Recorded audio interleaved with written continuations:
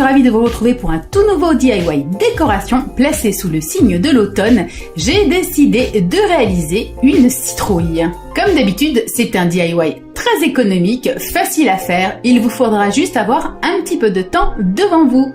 C'est à la fois un objet décoratif, mais pas que, puisqu'il va vous permettre de faire office d'un dessus de plat, d'un couvercle, qui pourra renfermer des trésors et pourquoi pas par exemple des friandises pour Halloween.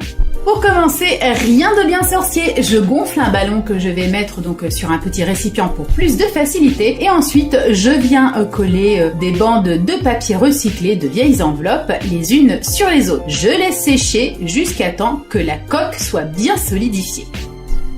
Il est temps de perforer le ballon et il se dégonfle. Et ensuite inciser pour découper ma forme puisqu'en fait je veux avoir quelque chose qui reprend un petit peu l'esprit de la citrouille. Mais ce qui est important, c'est que ce soit suffisamment plat au niveau des bords pour que ça puisse venir se positionner au-dessus d'un plat ou d'une assiette. Ensuite je viens coller des formes en papier d'aluminium. Ça va me permettre de dessiner un petit peu les volumes. J'utilise de la pâte autodurcissante, c'est-à-dire qu'elle va sécher et se solidifier à l'air libre, et donc je la répartis sur l'ensemble de ma citrouille.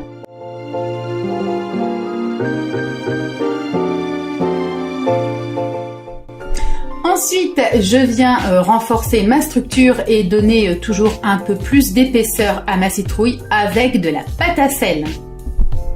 Je passe un peu de colle pour faire en sorte qu'il y ait une bonne prise de la pâte à sel sur la pâte autodurcissante. Mais qu'il y a quand même de fortes épaisseurs et surtout que je suis toujours assez pressée, j'ai décidé de passer l'ensemble au four afin d'accélérer le séchage. Et c'est reparti, comme je vous le disais, c'est surtout un DIY jeu de patience. Je vais donc rajouter cette fois-ci une fine couche de pâte autodurcissante pour parfaire un petit peu les finitions. Il faut ensuite laisser sécher plusieurs jours à l'air libre.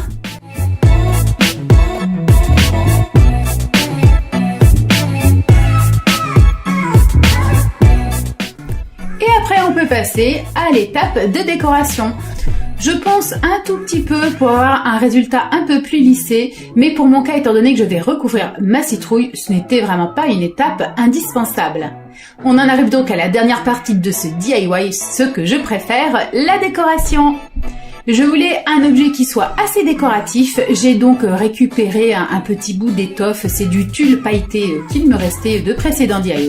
J'ai dégainé ma colle vinylique et je vais donc en coller le tissu en tulle sur l'ensemble de la citrouille. Une fois que le tissu est posé, on rajoute encore une petite touche de colle. Je vous conseille, si vous reproduisez ce DIY, de faire des formes triangulaires, ça s'applique un petit peu plus facilement.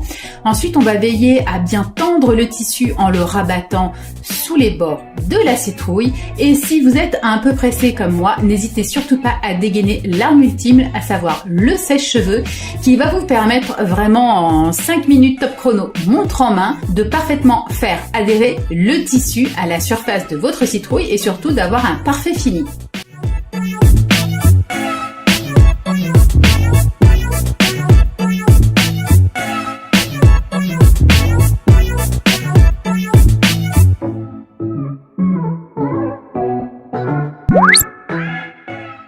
Je vais donc découper les bords de papier qui m'avaient servi à faire ma forme initiale et puis je viens rabattre le tulle sur les bords. J'ai décidé d'ajouter un petit peu de peinture or vieillie en haut de ma citrouille pour lui donner un air encore plus chic et habillé. Pour être bien certaine qu'elle ne s'abîme pas dans le temps, je vais ensuite passer une couche de vernis gloss et rajouter quelques petites paillettes sur le dessus en fait pour un effet un peu plus fondu et je terminerai par une dernière couche de tissu pour avoir une belle opacité. Et voilà, j'espère que ce DIY déco des plus faciles vous a plu. Si tel est le cas, je vous invite à me le faire savoir, likez la vidéo et n'oubliez pas, vous pouvez aussi la partager auprès de vos contacts sur les réseaux sociaux. Et surtout, si ce n'est pas encore fait, filez vite vous abonner à la chaîne pour ne rater aucun DIY. À bientôt les câlinettes!